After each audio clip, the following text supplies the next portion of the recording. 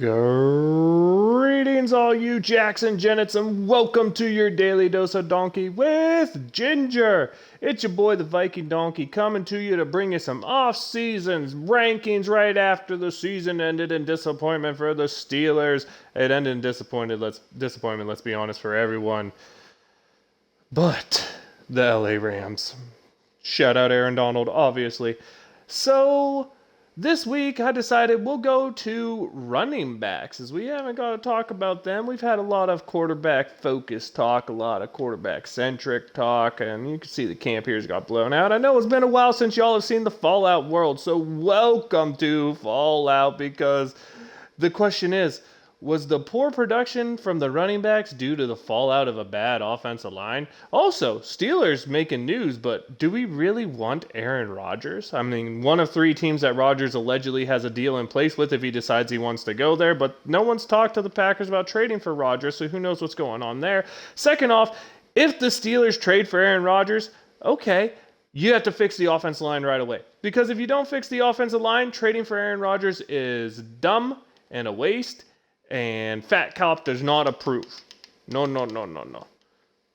But if you trade for Aaron Rodgers and fix the offensive line, who knows? Maybe it becomes an approval from me. Maybe I like it. But, anytime Steelers have news going on out there, it's always fun. We got to see the scouting combine go on this week. And I don't know if anyone paid attention to this, but there were some blazers out there running. I mean, the cornerback from Baylor setting the fastest time ever by a cornerback. The wide receivers all seeming to run sub 4.4. I mean, speed. If you were ever going to take a receiver in the second or third round that could be an absolute burner, this seems to be the year because, man, was there a lot of speed put on there. Poor Kenny Pickett. I guess he needs to retire, though. He measured in and had small hands just like Joe Burrow, because everybody knows you can't quarterback unless you got big hands. Oh, wait. Joe Burrow just went to the Super Bowl. So does that mean now we can agree that quarterbacks don't have to be 6'4", have huge hands, and meet all these quote-unquote measurables? If a guy can chuck the football, a guy can chuck the football. Isn't that what it should be about? But, I mean, it's fun.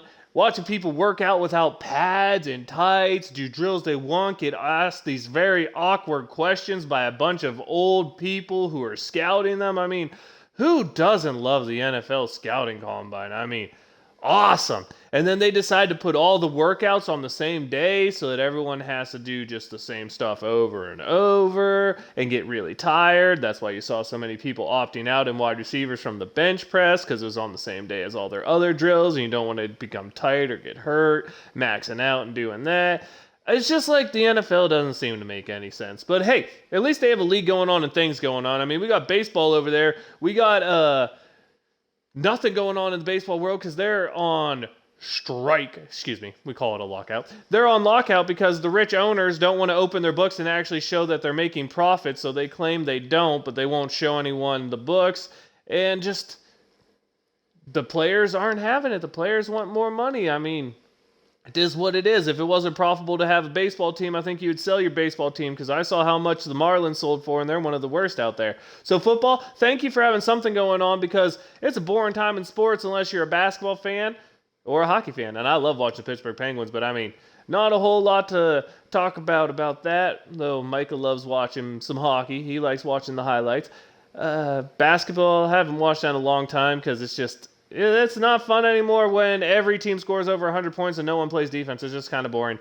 So, football, combine, good. No baseball, bad. Steeler talk time. Let's get into it. Let's break down the running backs. We'll start. Only one Steeler running back had enough offensive snaps to rank in the positions. That's Najee Harris, and he comes in as a PFF rank 30th out of 62 qualified people. Not very good. I don't know if you can blame Najee. I definitely saw things from Najee I liked, but I saw things I didn't like. But I don't know how much I can hold it against him when Kendrick Green would be 2 yards in the backfield in his lap every carry. But less than 4 yards a carry, that's what everyone was ripping on James Conner for and saying, you have to do better than James Conner because of that. But then you get to Benny Snell with his whopping 2.7 yards a carry. Ooh, so impressive. And you're talking the Steelers had the least amount of production from backup running backs of any team in the NFL. More so because they never gave the ball to a backup running back. I mean, you had Snell at 2.7 yards a carry. I think McFarland had 3 carries for 3 yards. Kalen Balaj had 12 for 36, so 3 yards a carry.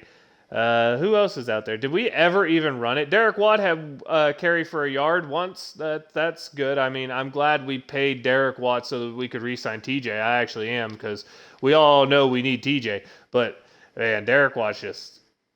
he ain't worth the money. The best yards per carry guy on the team, Mason Rudolph, 5 carries for 53 yards. The same exact numbers as Deontay Johnson. I mean, our receivers put up respectable running yards. I just really don't want to talk about how terrible our running backs were outside of Najee and how Najee was the definition of average. I mean, 3.9 yards per carry is very blah. Had, 7 rushing touchdowns. He did okay receiving, but it wasn't overly impressive. Did set the Steelers rookie record, though, so shout out there, Najee. 1,200 yards, new Steeler rookie record.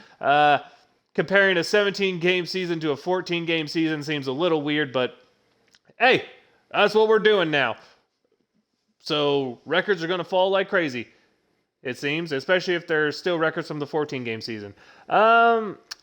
As far as running backs catching the ball, I mean, Najee had, 74 catches for 6.3 catch and 3 touchdowns. I mean, how often he was throwing the ball. He was the 3rd most targeted player on this team. You would like to see more than 500 receiving yards out of there. I'm going to be purely honest. I didn't think Najee's hands were as good as everybody keeps telling me they were. I feel he's fine catching the football, but he's nothing special like I was told he was. But I tell you what, him hurdling, him stiff-arming, he's good there. I just wish I saw more broken tackles from him, because he did get yards after contact, because the dude pushes piles, the dude falls forward. I love it. He gives you every yard that's there. I just didn't see enough of him making yards on his own, which is something I wanted to see from a first-round pick. I think Najee is a good running back, borderline great running back. If he develops a little more, is definitely going to be in that great running back area. But right now, I just see him as a good running back. And there's nothing wrong with that, but I mean, a first-round pick, when you saw how bad this offensive line there was that, I'm never going to hate Najee for it. I wish him nothing but the best. I'm glad he set the rookie record. I hope he starts breaking more and more Steelers records. I hope he becomes the focal point of what this team can do going forward. But that's your breakdowns of the running backs. Very average production, very average play between Najee. Balaj never stepped up. McFarland never seemed to be healthy. And let's be honest here, Benny No Yards got that nickname from me for a reason. I don't see anything to like there. And pass pro, none of them were really stellar pass pro either. Ben didn't get a lot of help out of protection from the running backs, as they were not very good at picking up blitzes and things of that nature.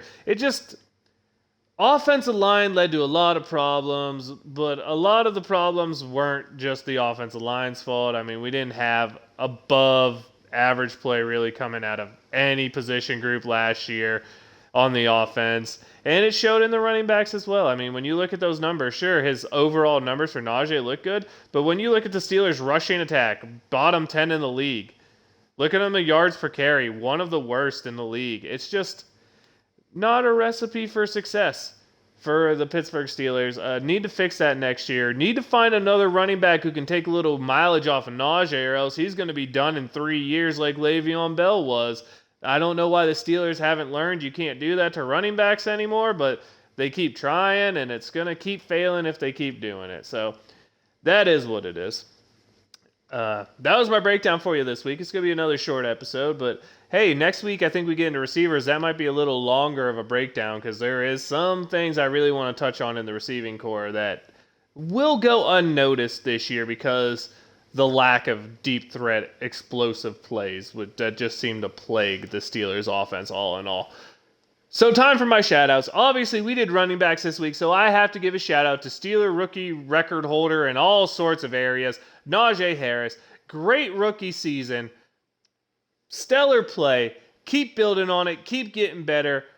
And become the focal point of this team, please, Najee. That's what we really need from you to do, is just become the focal point of this team, because you have the ability to do it, it seems. Add a little spin move to that repertoire, and let's see what can happen.